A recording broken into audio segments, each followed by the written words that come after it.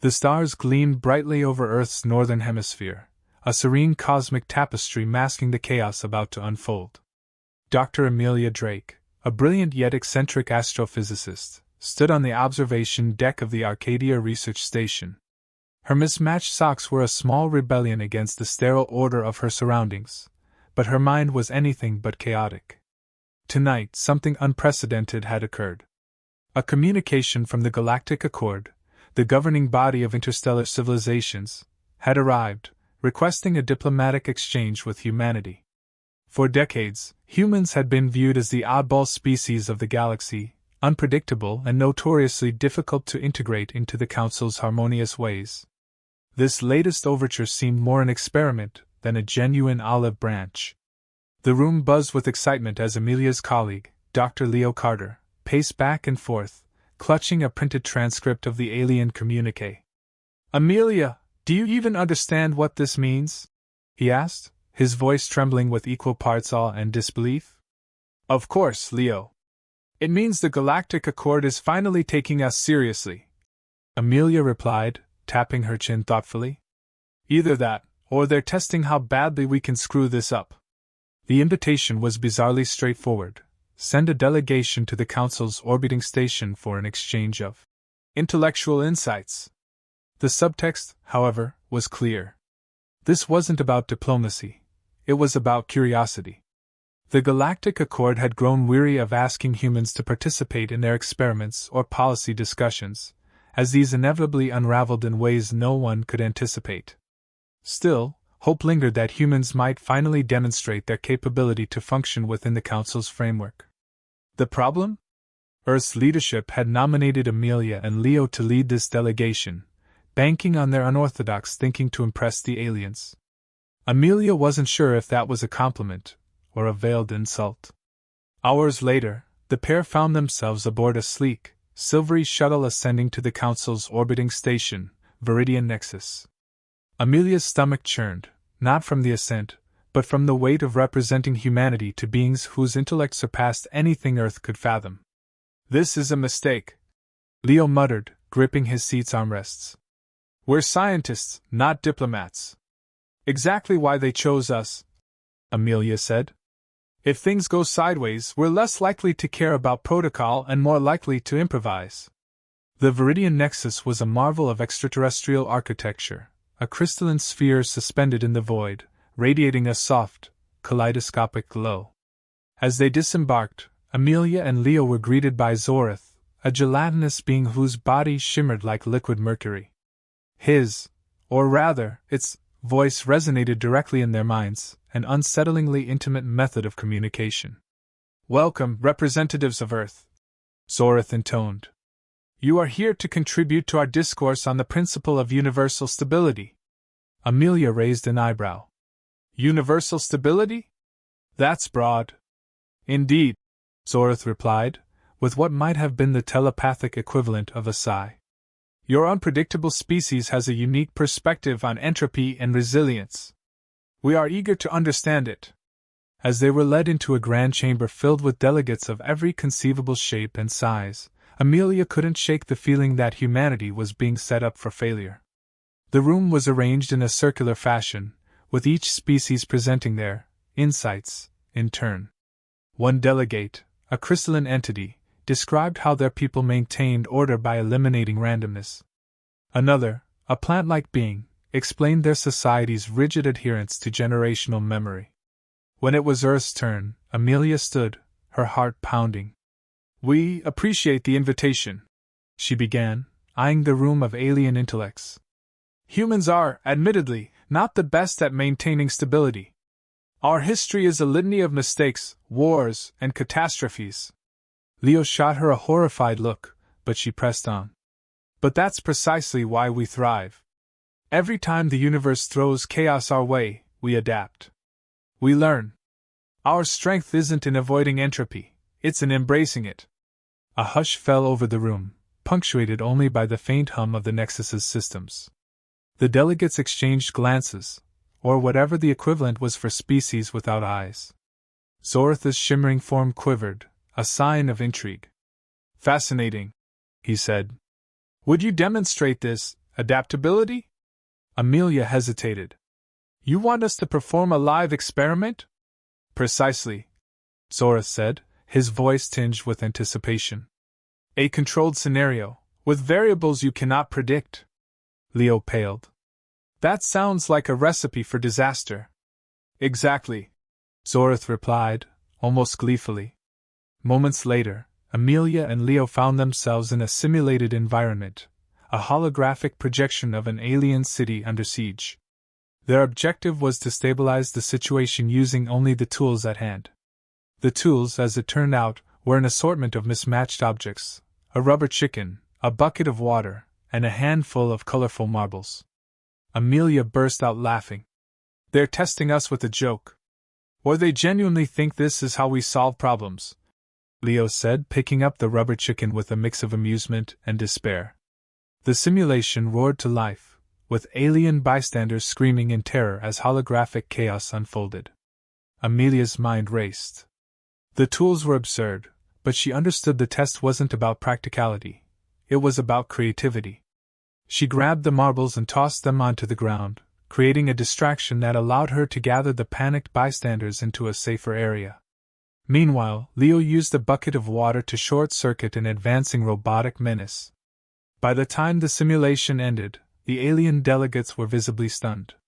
Zorith's shimmering form stilled, an indication of deep contemplation. Unexpected, he finally said. Your methods defy logic, yet they achieve results. Amelia grinned. That's humanity in a nutshell. But as the delegates whispered among themselves, a nagging thought crept into Amelia's mind. The simulation had been too easy, an appetizer for the chaos to come. The hum of the Viridian Nexus's control systems filled the chamber as Amelia and Leo returned to their seats, their simulation performance leaving a ripple of curiosity among the alien delegates. Zorith's gelatinous form glided back to the center of the room, addressing the assembly with a telepathic resonance that demanded attention. Humans have demonstrated adaptability, Zorith announced. Now, we shall examine the limits of their resilience. Amelia exchanged a wary glance with Leo. That wasn't the final test? She whispered. Of course not, Leo muttered, his grip tightening on the edge of the crystalline bench. It's aliens. There's always a bigger test. Zorith continued, his shimmering body pulsating with faint bursts of light. Earthlings, we propose a collaborative experiment. You will join our most esteemed minds in resolving an unanticipated anomaly, one that threatens not just the Nexus but the very stability of this sector. What kind of anomaly? Amelia asked, her voice steady but edged with suspicion. Before Zorith could respond, a low vibration coursed through the chamber. The floor beneath their feet trembled as lights flickered, casting eerie shadows on the alien delegates. A voice, deeper and more guttural than Zorith's, reverberated through the room. Disturbance detected in Quadrant 7. Core stabilization compromised. Zorith turned to Amelia and Leo. That kind? Moments later, they were whisked into the Nexus's operations hub, a cavernous room filled with floating holograms and alien engineers scrambling to assess the situation. A massive projection displayed a swirling vortex of energy tearing through one of the Nexus's outer quadrants. The vortex glowed an ominous red, pulsing with chaotic bursts that threatened to consume the surrounding structures. Leo's jaw dropped. That's not an anomaly, that's a full-blown disaster. Amelia squinted at the projection, her mind already racing. What caused it? Zorith gestured toward the vortex with the gelatinous appendage. An unstable experiment initiated by one of our own species. A miscalculation in quantum harmonics. The disturbance is expanding exponentially. If it breaches the Nexus's central core, it will destabilize the entire station and potentially ripple across nearby star systems. And you want us to fix it? Leo asked incredulously. We're astrophysicists, not miracle workers. You demonstrated your species' capacity for unconventional solutions, Zorith replied. Now is the time to apply that ingenuity. Amelia sighed, pulling her hair into a messy bun. Fine. Show us the tools we're working with. To their dismay, the tools were just as unconventional as before. An assortment of seemingly unrelated objects appeared on a floating console: a spool of shimmering thread, a device resembling a high-tech slingshot, and a box of translucent spheres that pulsed faintly with inner light. Leo groaned. "They're giving us toys." "No," Amelia said, examining the objects. "They're giving us a puzzle. We just have to figure out how to put the pieces together." The holographic projection of the vortex loomed larger, a reminder that time was running out. Amelia grabbed the spool of thread, her instincts kicking in. "This isn't thread, it's a containment filament. If we can weave it into the edges of the vortex, it might stabilize the outer layers." "And the slingshot?" Leo asked. "A delivery mechanism," Amelia replied. "We'll need to anchor the filament to something inside the vortex. That's where these spheres come in." Leo picked up one of the spheres, holding it to the light. "They're resonators. They must interact with the vortex's energy field." Amelia nodded. "Exactly.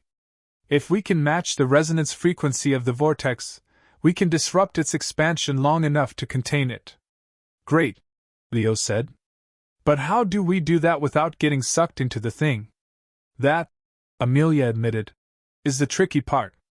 With Zorath and the other engineers monitoring their progress, Amelia and Leo suited up and made their way to the Nexus's outer quadrant. The scene was a chaotic mix of glowing debris and erratic energy surges, the vortex roaring like a living thing. Amelia's heart raced as she secured the filament spool to her suit, attaching the spheres to her utility belt. "Stay close," she said to Leo, who was visibly nervous. "And don't drop anything." "No promises," Leo muttered. The slingshot mechanism was mounted on a hovering platform near the vortex. Amelia calibrated the containment filament, her fingers flying over the controls. "The vortex's energy field is unstable," she said. "We'll need to time this perfectly. One mistake, and we're toast." "No pressure," Leo replied, clutching a resonator sphere tightly. As Amelia loaded the first sphere into the slingshot, a sudden surge of energy erupted from the vortex, nearly knocking them off their feet. The platform trembled, and warning lights flashed on their suits. "Amelia, we're running out of time!" Leo shouted. "I know!" she yelled back. "Just trust me." She fired the first sphere, watching as it disappeared into the heart of the vortex. The containment filament unraveled in its wake, glowing brightly as it latched onto the swirling energy. For a moment it seemed to work, the edges of the vortex stabilized slightly, the chaotic pulses slowing. "Good start," Leo said, loading another sphere into the slingshot. "But it's not enough." They worked in frantic tandem, firing sphere after sphere, each one weaving more of the containment filament into the vortex. The energy field resisted violently, sending shockwaves that threatened to dislodge them from the platform. Amelia gritted her teeth, her determination unwavering. "Last one," she said, loading the final sphere. "If this doesn't work—" "Don't finish that sentence," Leo interrupted. With a deep breath, Amelia fired the final sphere. It spiraled into the vortex, the containment filament weaving a luminous web around the chaotic energy. For a heart-stopping moment, nothing happened. Then, slowly, the vortex began to contract, its violent pulses diminishing. The Nexus's systems beeped in unison, signaling the anomaly's stabilization. Amelia and Leo slumped against the platform, exhausted but triumphant. "Humans!" Zoratha's voice echoed in their minds, tinged with awe. "Once again you defy logic." Leo managed a weak laugh. "That's what we do best." But as the vortex finally dissipated, Amelia couldn't shake the feeling that this was just the prelude to something far worse. The quiet that followed the containment of the vortex was unnerving, like the eye of a storm holding its breath. Amelia and Leo were still on the Nexus's observation deck, their suits singed and boots sticky with some alien residue from the quadrant's chaos. The delegates, who had been watching through holographic projections, now erupted into a cacophony of mental exchanges and gestures. Despite their success, the atmosphere was tense. Something was wrong. Amelia leaned against a railing, staring at the faint remnants of the vortex still flickering on the projection. "Why don't I feel relieved?" she murmured. Because we both know this isn't over, Leo replied, tugging off his gloves. That felt too easy. Before they could debate further, Zorith materialized beside them, his gelatinous form vibrating with what Amelia recognized as unease. The vortex was merely a symptom, he said, his telepathic voice unusually sharp. The true anomaly lies at the Nexus's core. Leo groaned. Of course it does. Care to explain what you mean by true anomaly?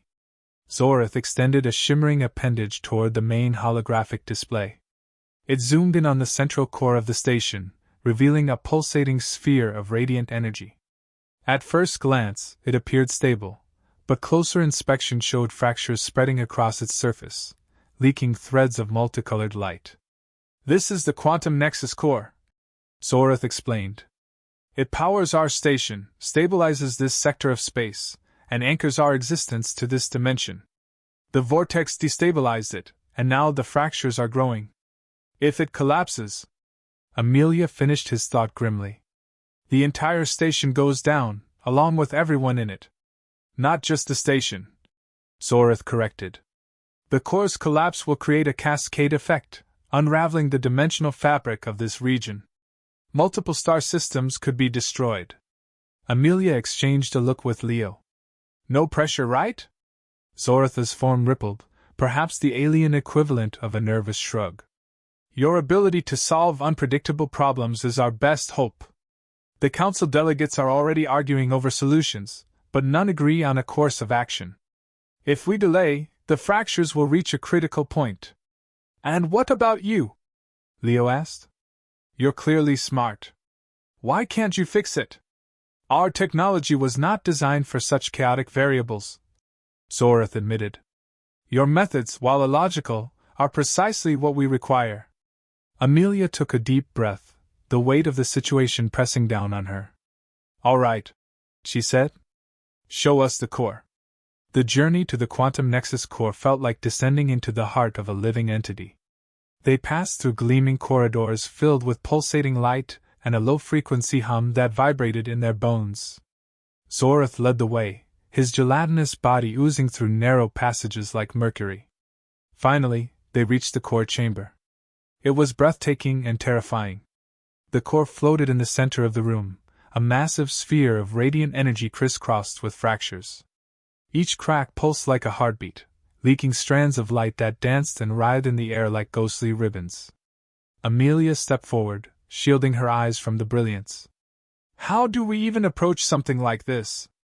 Zorith gestured toward a console that materialized beside them. On it were 3 devices, a metallic rod covered in glowing runes, a crystalline cube, and a circular disc that vibrated faintly when touched.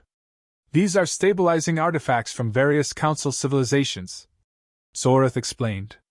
Each one could theoretically repair the core, but their effects are unpredictable. Using the wrong artifact could accelerate the collapse. Fantastic, Leo said, eyeing the devices. A cosmic guessing game. Amelia studied the artifacts, her mind racing. The rod hummed with power, but its runes flickered erratically. The cube pulsed in steady intervals, while the disk's vibrations grew stronger the closer she brought it to the core. None of them seemed inherently stable. What if we combine them? She asked suddenly. Zorith quivered. That is unprecedented. Combining artifacts could amplify their effects, or create an entirely new anomaly. Amelia smirked. Sounds like our kind of solution. Leo groaned. This is going to backfire spectacularly. They got to work, Amelia carefully arranging the artifacts on the console while Leo monitored the core's energy levels. The room seemed to pulse in time with the core, the fractures spreading faster as the moments ticked by. Sweat dripped down Amelia's face as she adjusted the artifacts, linking them with a series of glowing filaments that hummed with increasing intensity. All right, she said, stepping back. The artifacts are linked. Now we just need to channel their combined energy into the core. How? Leo asked. Amelia pointed to a circular platform near the core. We'll need to direct the energy manually. Leo's eyes widened. You're joking. I'm not, Amelia replied. We'll use the platform to project the combined energy field onto the core. It's the only way to synchronize the artifacts. With no time to argue, the two of them stepped onto the platform, which lit up beneath their feet. As Amelia activated the console, the artifacts glowed brighter, their combined energy coalescing into a swirling beam of light. The platform vibrated violently as the beam shot toward the core, striking its fractured surface. For a moment, it seemed to work. The fractures stopped spreading, and the leaking energy dimmed. But then the core pulsed violently, sending a shockwave through the chamber. Amelia and Leo were thrown to the ground as alarms blared. "It's destabilizing further!" Zorith shouted. "You must recalibrate the field!" Amelia scrambled to her feet, her mind racing. "We need to synchronize the artifact's frequencies manually. Leo, take the cube and adjust its pulse rate. I'll handle the disk." The room shook as the core's energy grew more erratic. Amelia adjusted the disk's vibrations, trying to match the core's rhythm. Leo worked on the cube, his hands shaking as he fumbled with its controls. "Hurry!" Zorith urged. "The core is nearing critical failure." Finally, the artifact's frequencies aligned, their combined energy stabilizing into a harmonious hum. The beam of light grew steadier, enveloping the core in a cocoon of radiant energy. The fractures began to seal, the leaking threads of light retreating. Amelia held her breath as the core pulsed one final time, its surface smoothing into a pristine sphere. The alarms silenced, replaced by a deep, resonant hum that signaled stability. Leo collapsed onto the platform, gasping for breath. "Never doing that again." Amelia allowed herself a small, relieved smile. "We did it." But as she looked up at the core, a chilling thought struck her. The fractures were gone, but something about the core's energy felt different. As if their solution had awakened something dormant. The quantum nexus core shimmered in eerie silence, its surface now smooth and intact. But the energy radiating from it was different, less a steady hum of stability, and more a low, thrumming pulse that seemed alive. Amelia's stomach tightened as she stared at it. "Something's wrong," she said, her voice breaking the quiet. Leo, still sprawled on the platform, groaned. "Of course it is. When is something not wrong in this place?" Before Amelia could reply, Zorith's gelatinous form quivered violently, his telepathic voice cutting through their exhaustion. "The stabilization was successful, but the core, it has changed. This energy signature is unlike anything recorded in Nexus history." Leo dragged himself to his feet, peering up at the core with a skeptical frown. "Changed how? Is it stable or isn't it?" "Stable for now," Zorith replied, his form pulsating with agitation. "But it is generating a completely new energy field. One I cannot predict?" Amelia felt a cold sweat on the back of her neck. "What's the worst-case scenario?"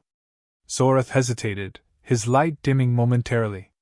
"If this energy destabilizes, the resulting explosion would ripple through the Nexus and every dimension it anchors. The consequences would be catastrophic." Leo threw up his hands.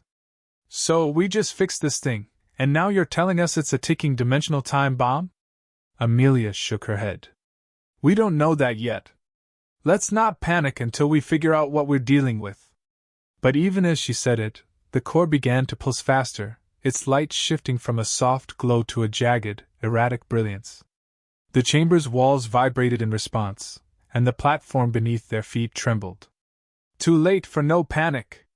Leo shouted, stumbling as the vibrations grew more intense. Suddenly, a piercing noise filled the room, like the scream of tearing metal.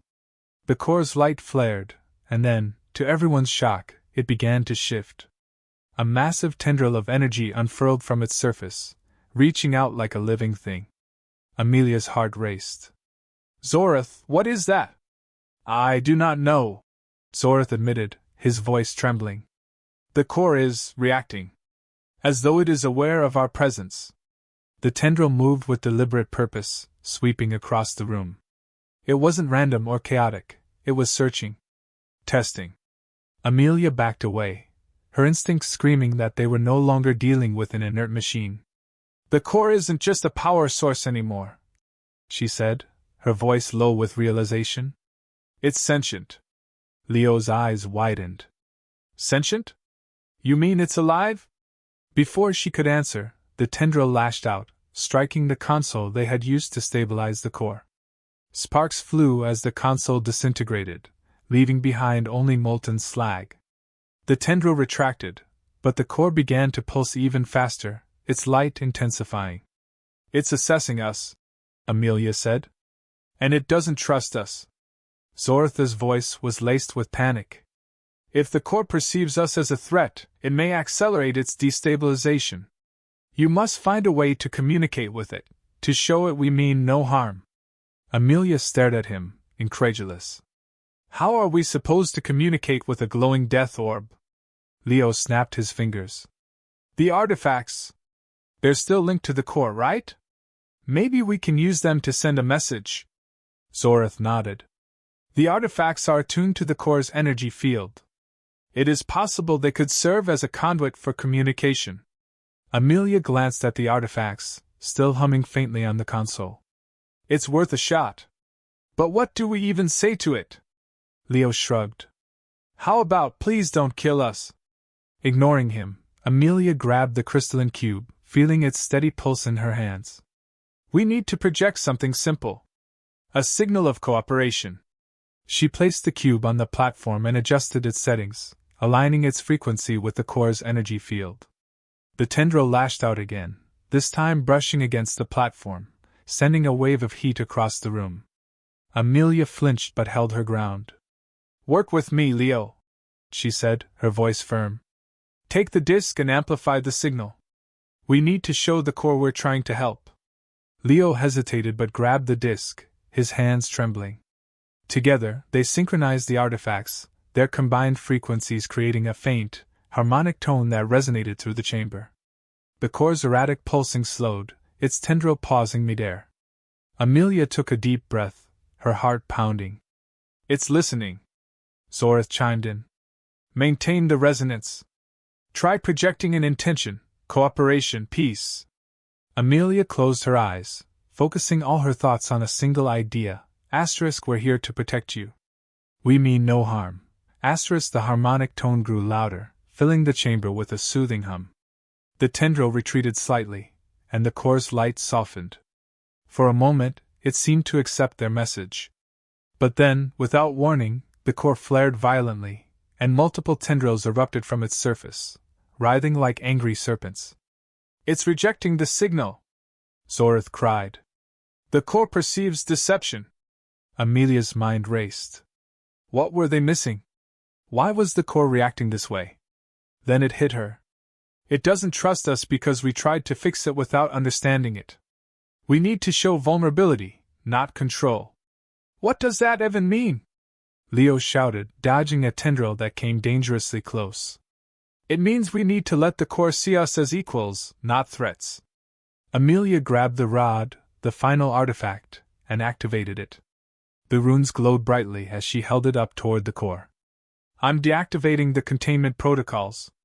Leo gawked at her. You're doing what? It's the only way, she said. We need to show the core we trust it to decide. She pressed a sequence on the rod, and the containment field dissolved. The tendrils froze mid-movement, and the core's light dimmed to a soft glow. For a moment, the room was utterly still. Then, slowly, the tendrils retracted, and the core pulsed once, a calm and steady rhythm. The chamber's vibration ceased, and the oppressive tension lifted. Zoratha's voice was filled with awe. The core, it has stabilized. Amelia exhaled shakily, lowering the rod. It wasn't about fixing it. It was about understanding it. Leo slumped to the floor, laughing weakly. Only humans could solve a galactic crisis with blind trust and sheer insanity. The delegates watching through the holographic feed erupted in astonished murmurs, their collective awe palpable. Zorath turned to Amelia and Leo. Your species has once again demonstrated its remarkable unpredictability. The Galactic Council will not soon forget this. Amelia managed a tired smile. Let's hope they remember the part where we didn't blow up the universe. The core pulsed gently, its energy radiating harmony. For the first time since their arrival, Amelia felt a glimmer of hope, and a reminder that sometimes the most alien solutions come from the most human instincts.